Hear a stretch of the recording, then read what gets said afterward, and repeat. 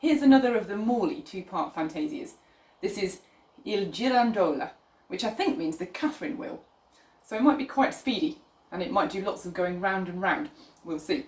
It's been transposed here for 2 bass files, and as ever there is a link under the video. You want the version that says transposed down a 12th for 2 basses.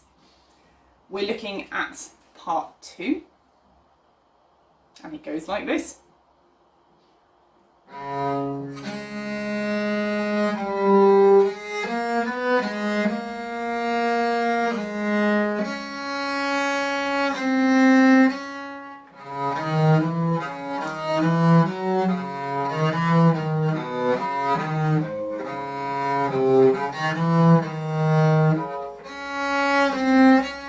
going to stop there for a second before I forget all of the things that I could tell you about that first few bars. So right at the very beginning, I would start on a back bow in order to get the second note on a forward.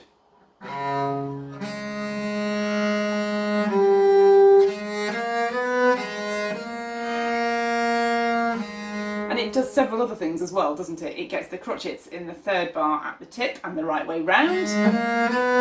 It gets the longer note on a forward bow and the longer note on a forward bow. I think the downbeat of bar 5 is just the resolution of that, so I think it can be quite weak, and consequently it's not going to use very much bow. And I'd take another forward bow on the crotchets then in bar 5.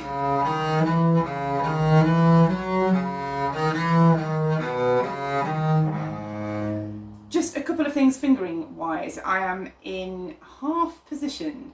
I think though, actually, I went earlier than I should have done. So the end of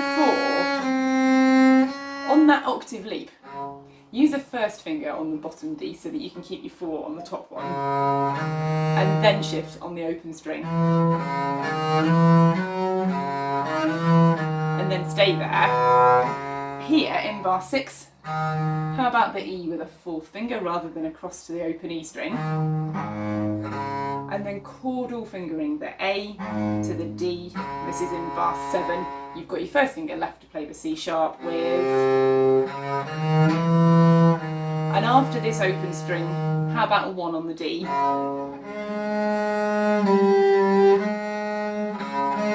To get the A, the G sharp, the A on a 4, 3, 4. Shall we try that from the top? So we're going to start on a back bow.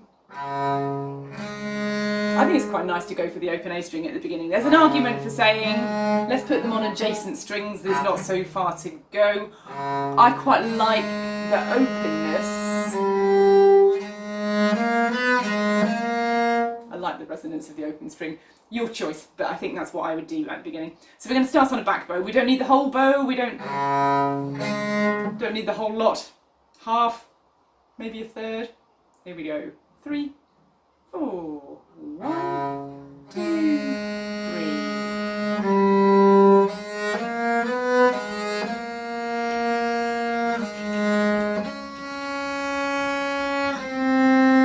Another forward.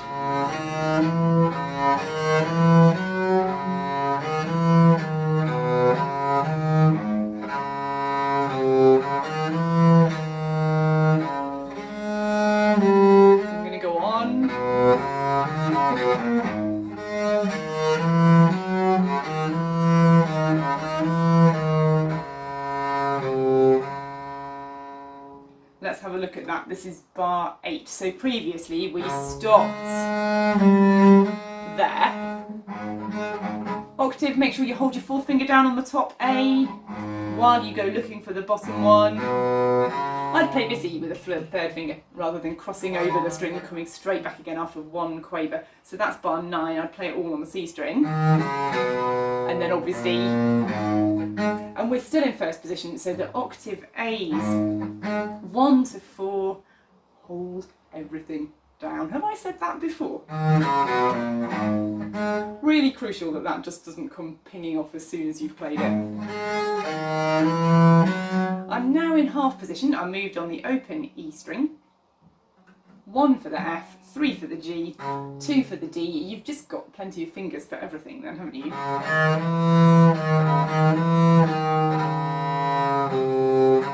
And just let the bowing work its way out. You might find that you haven't got a huge amount of bow left at the start of 11 to play the semi-breve with.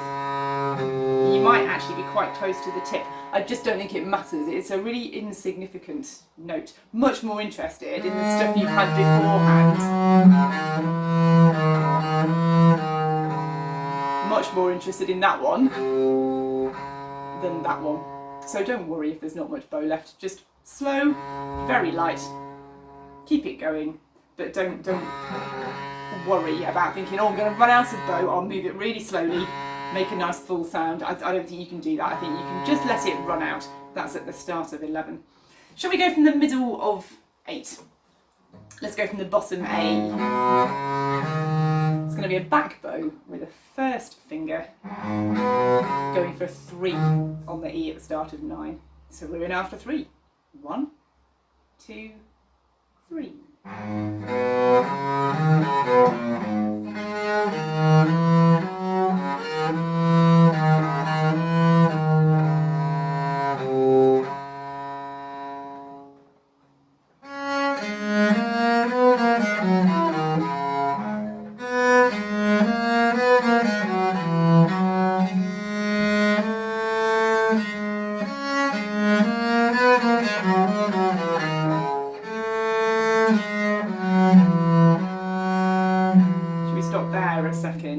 So this is 11, right back in 11. I put that on a 4th finger.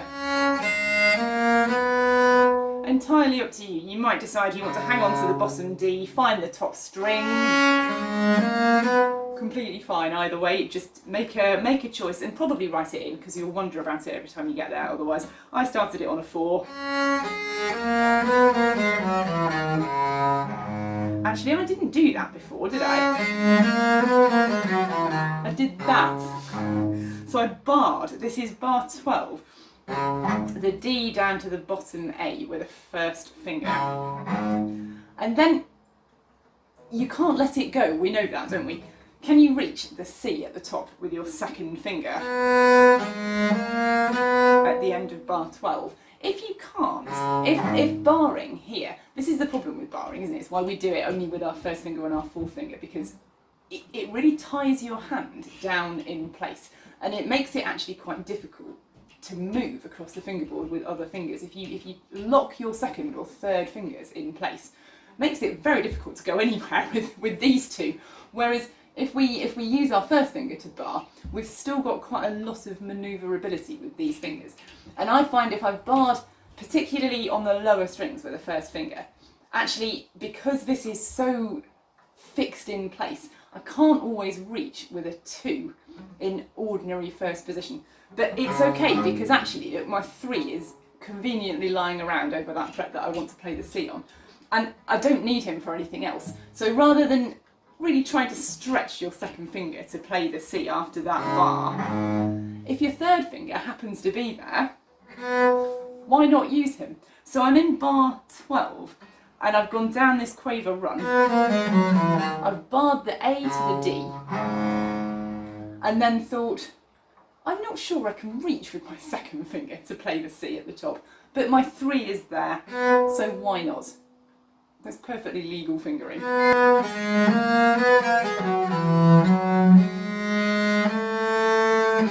I'd go for a 4 again here. And actually, go for a 4 there as well. That's the end of 14. But then at the start of 15, you must put a 2 on the D, so that you've got the 1 left for the B flat. And now we are in half position. Shall we play that together? That's from bar 16, after the crotchet rest. I went for a 4th finger, but as you wish, really. Definitely a back bow. After 3. 1, 2, 3. Bar this.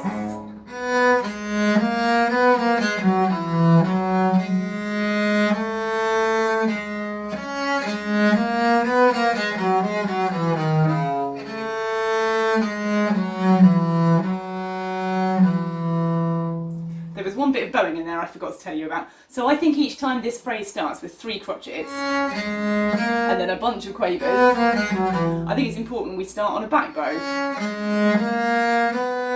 So we get that on a forward and all the quavers are the right way round. And in order to do that, we need to put a tuck in bar 13.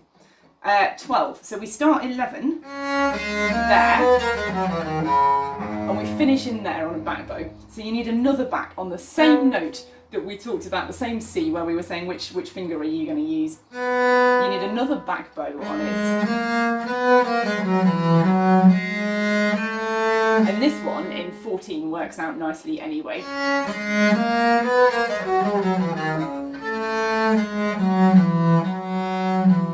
And then it's fine to the end of that phrase. I think also when you've got we've got to hear the top note is this the start of the melodic phrase, but the bottom one much more gently, so we hear the top of the next one more here but less on that, so we hear the new phrase start on that high note. And I'm not doing it by taking loads of time. I'm not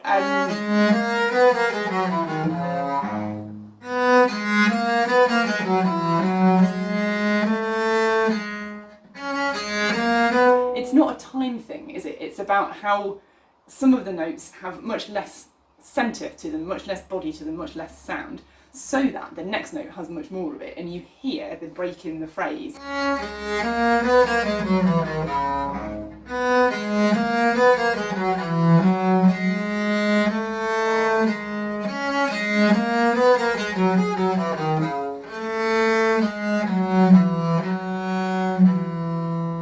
So I'm doing the phrasing maybe a tiny bit with time, but much more with weight of note. Let's play together from 11 once more, starting on a back bow. 1, 2, 3. Another back.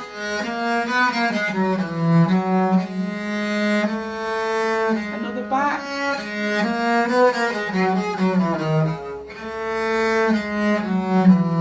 I'm going to go on. That comes out nicely, doesn't it? In 16 you get the top C. Already nicely on a back bow.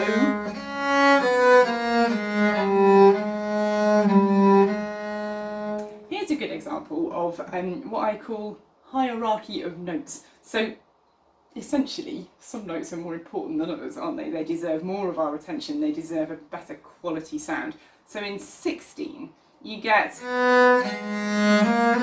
really nice C's after the end of the previous phrase. You need to hear these, but the D I think even more special. And I don't think you should spend hours on it. I don't mean getting very expressive by elongating stuff. I just mean in terms of how much you invest sound-wise into each of these crotchets. I think the D deserves a really good quality sound.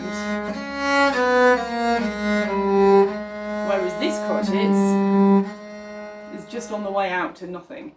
So how much bow and how much contact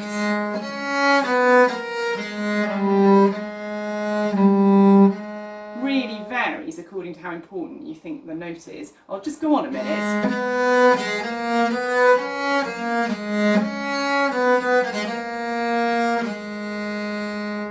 Here's an interesting bowing issue. Here.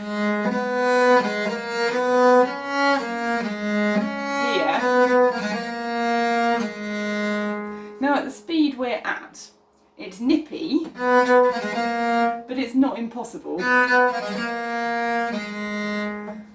If we think the Catherine wheel might eventually turn a little bit quicker, I think it's going to introduce problems. So if we end up at a much quicker speed,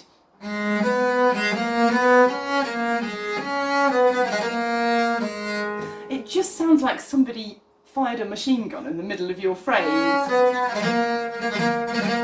It's a bit violent.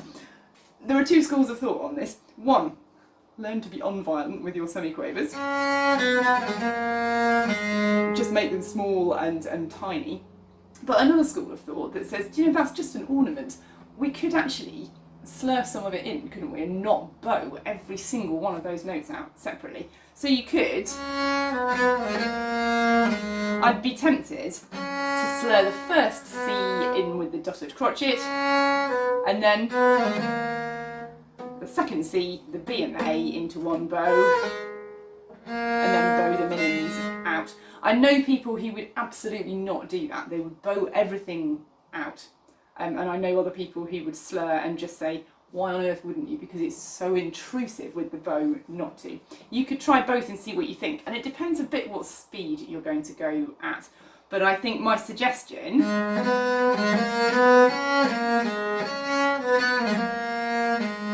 just to make it not very obtrusive would be to attach the D and the first C together.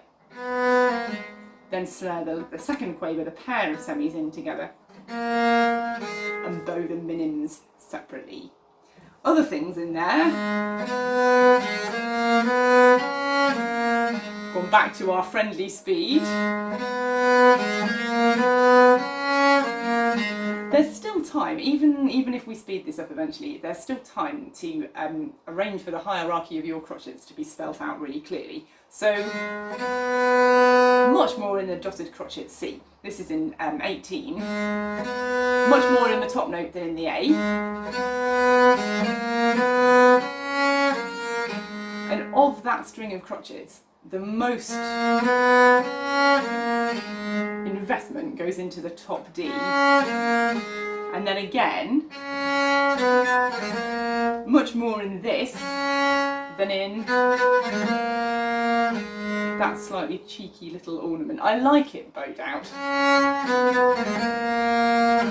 If it's really nippy and really tidy. If it becomes really obtrusive and a really kind of violent thing that sticks out, you've got to do something else, haven't you? So try it and see what you think. We're going to go from 16 from the second crotchet of the bar, because we finished, didn't we, before on the F. So it's a back bow in bar 16 and 1.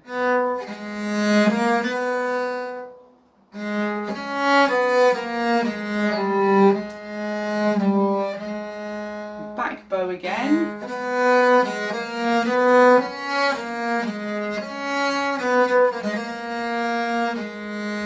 I'm going to go on.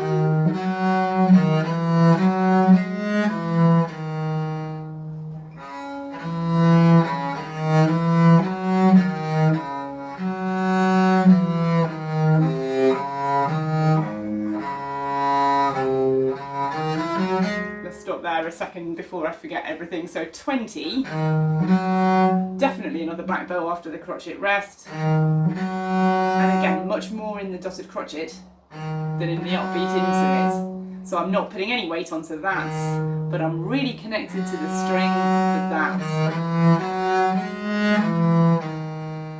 And 21, really connected to the string, just tickling it on the minim.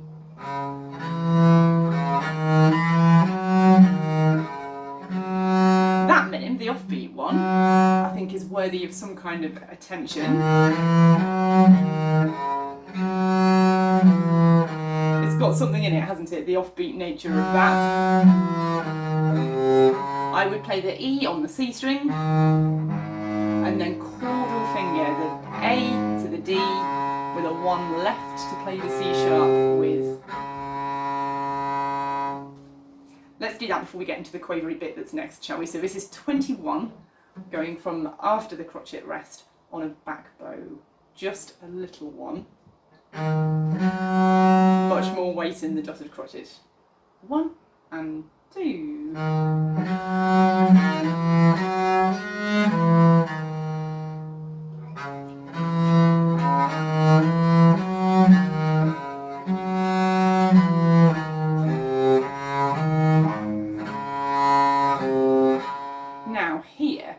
Make sure you haven't used loads of bow on the first minim of 24. If you've used lots of it, I want these quavers to come the right way round, so I want another forward bow, but I'm hoping we're not going to have to pick the whole thing up, get all the way back to the tip and start again. And I think you've made that minim really light and you haven't used very much bow, I think you could just carry on from where you've got to. So the first minim of that bar is really quite short. So you can start again on the second minim, but I'm not stopping the bow on the string. I'm just floating the bow on the string very, very lightly, and I'm not going very far, and then I'm putting the weight back on to start the quavers, and I'm starting in the right way round. And I'm not quite at the tip, am I? Because I've played the minim, but I think it's fine. You kind of work your way back to the tip, and not all of your quavers are going to use the same amount of bow as each other. So as we head up this quaver scale, I'm going to use more bow per quaver. I'm going to put a 4 on the D. I think it's better than, it just sticks out too much for me. So I've started in half position. On that open A string, I've moved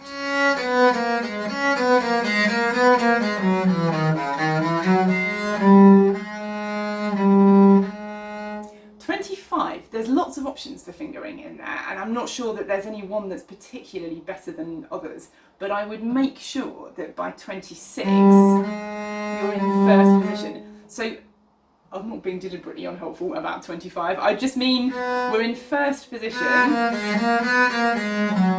Plenty of people would put that F on the C string and stay in first position. Perfectly good fingering.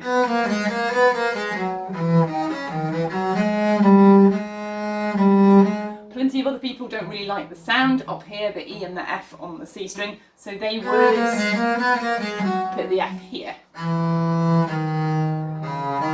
And then you're kind of in half position, aren't you? Because you need the D.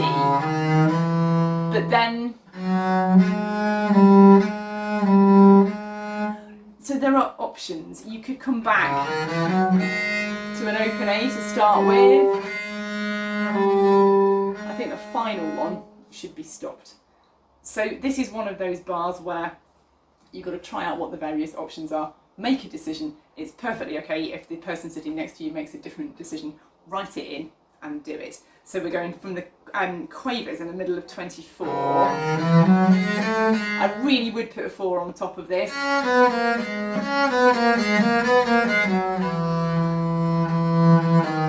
I would come back, personal taste, and I'd use some 4s at the start of 26. So try a few things out and see what works for you. And we'll go from the end of 21.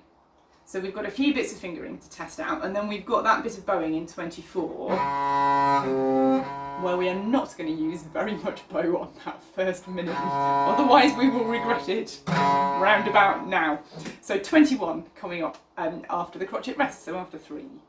1, 2, 3.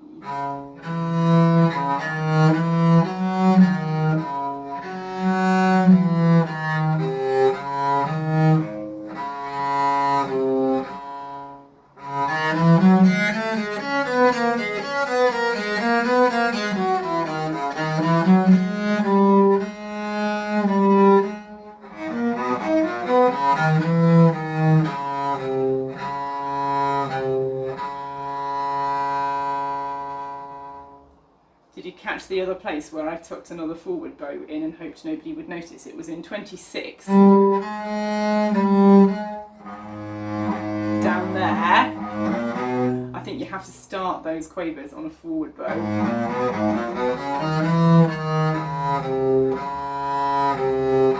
And again, there's a question in here about what you do with the F naturals. In the beginning of the quavers in 26, I played a C on a 4, then an open C string, and then either you're going to stay in first position and put the F on the C string, just move back for the C sharp and stay there, or use the 4 for the C again, play a 2 on the D, and do stance position.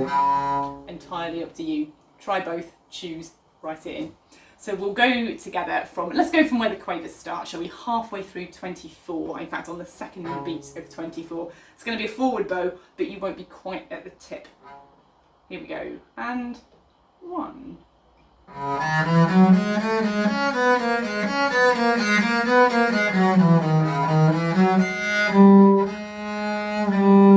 Forward.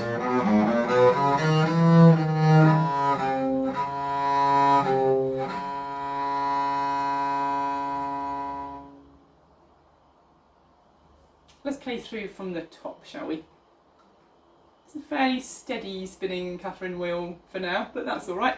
This is our part from the very top, starting on a back bow, Catherine wheel just winding up. 3, 4, 1, 2, 3, 4.